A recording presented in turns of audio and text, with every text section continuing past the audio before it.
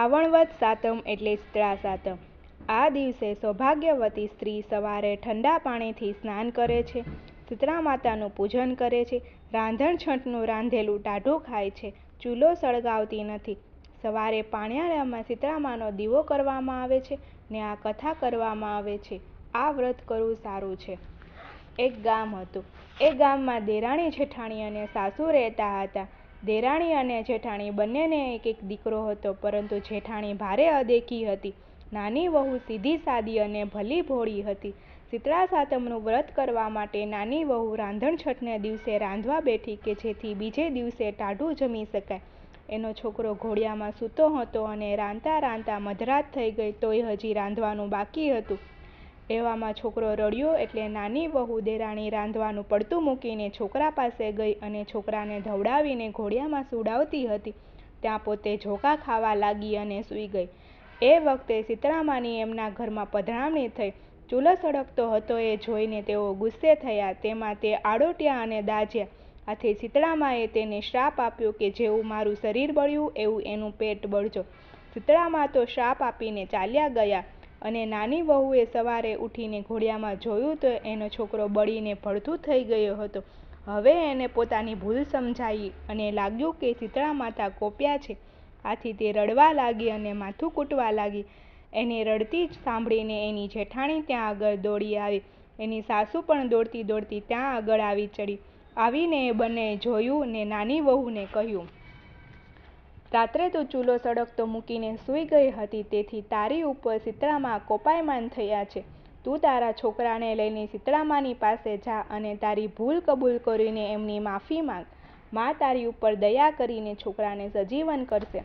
સાસુની વાત માનીને છોકરાને ટોપલામાં લઈ ટોપલો માથે ચડાવી નાની વહુ તો શીતળા માતા પાસે ચાલી।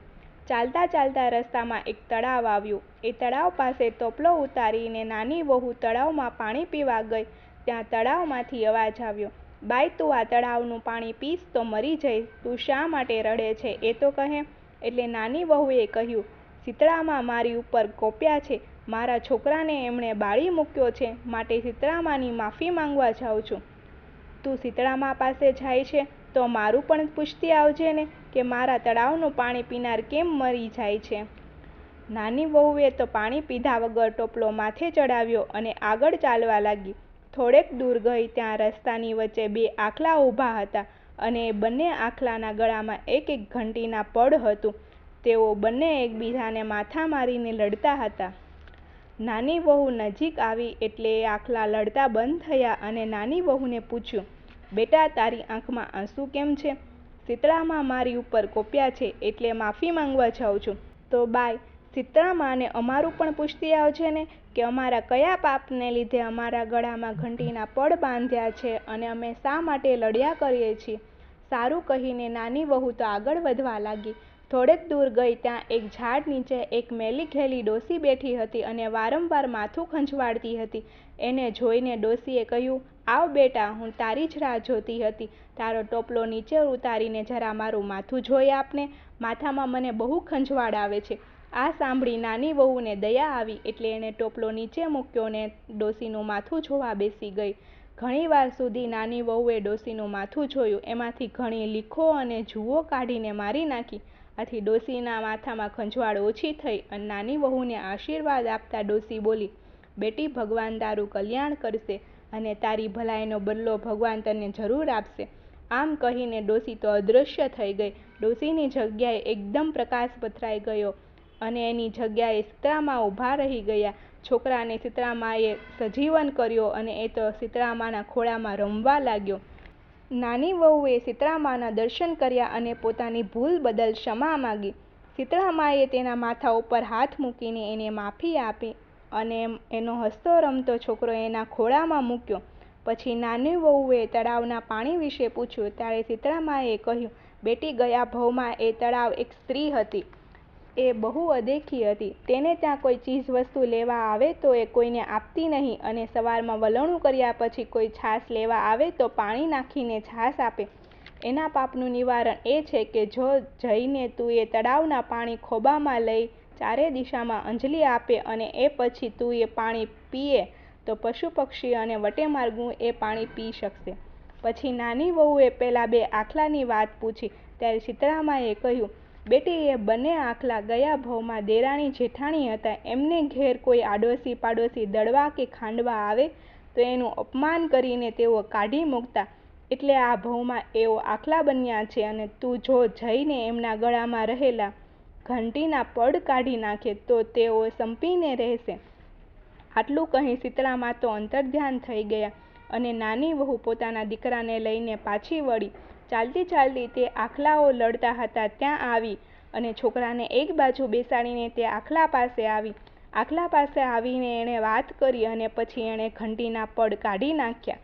આથી બંને આખલાઓ શાંત પડી ગયા અને એકબીજાના મિત્ર જેવા બની ગયા અને ડોક નમાવીને પેલી નાની વહુનો આભાર માન્યો.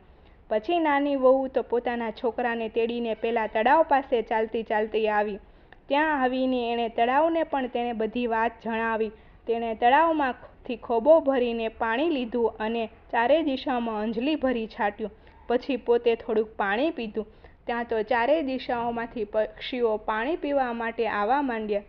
પછી તળાવે નાની વહુનો આભાર માન્યો અને નાની વહુ પોતાના છોકરાને લઈને પોતાને ઘેર આવી.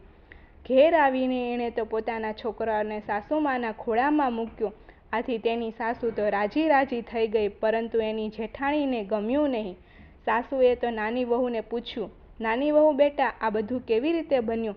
એટલે નાની વહુએ બધી વાત માંડીને કહી. આ સાંભળીને જેઠાણીને પણ શીતળામાના આશીર્વાદ લેવાનું મન થયું. એટલે બીજે વર્ષે રાંધણછઠ ક્યારે આવે એની રાહ જોવા લાગી. પણ સમયને જતાં વાર ક્યાં લાગે છે. બીજા વર્ષનો શ્રાવણ મહિનો આવ્યો અને શ્રાવણ મહિનાની રાંધણછઠ પણ આવી. એટલે એણે પણ જાણી જોઈને રાંધણછઠના રાત્રે ચૂલો સળગતો મૂકીને તો સૂઈ ગઈ. એવામાં શીતળામા ફરવા નીકળ્યા અને ફરતા ફરતા એના ઘરમાં પ્રવેશ્યા. ચૂલો સળગતો જોઈને એ તો ગુસ્સે થયા અને તેમાં આડોટ્યા એટલે દાઝ્યા. એટલે શીતળા માતાએ તો જેઠાણીને શાપ આપ્યું કે જેણે મને બાળી છે એનું અંતર બળજો. અને સવારે જેઠાણીએ ઉઠીને જોયું તો એનો છોકરો ઘોડિયામાં બળીને ભડથું થઈ ગયેલો પડ્યો હતો. એણે રડતા રડતા શું બન્યું એની બધી વાત સાસુને કરી. એટલે સાસુ એમની જોડે લડ્યા અને પછી કહ્યું, જા તું પણ નાની વહુની જેમ શીતળામાને મનાવા જા અને એમને વિનવણી કરજે, એટલે તારો દીકરો સાજો નરવો થઈ જશે.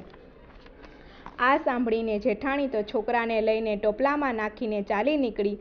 આગળ જતાં પેલું તળાવ આવ્યું. તળાવને કિનારે ઝાડ નીચે છોકરાનો ટોપલો ઉતારી એ તો તળાવમાં જેવું પાણી પીવા જાય એવો અવાજ સંભળાયો, પાણી પીશ નહીં, નહીતર મરી જઈશ. આથી એને પાણી પીધું નહીં. એટલે તળાવે કહ્યું, તું ક્યાં જાય છે? જેઠાણી કહે છે, હું ગમે ત્યાં જાઉં, એની તમારે શી પંચાયત?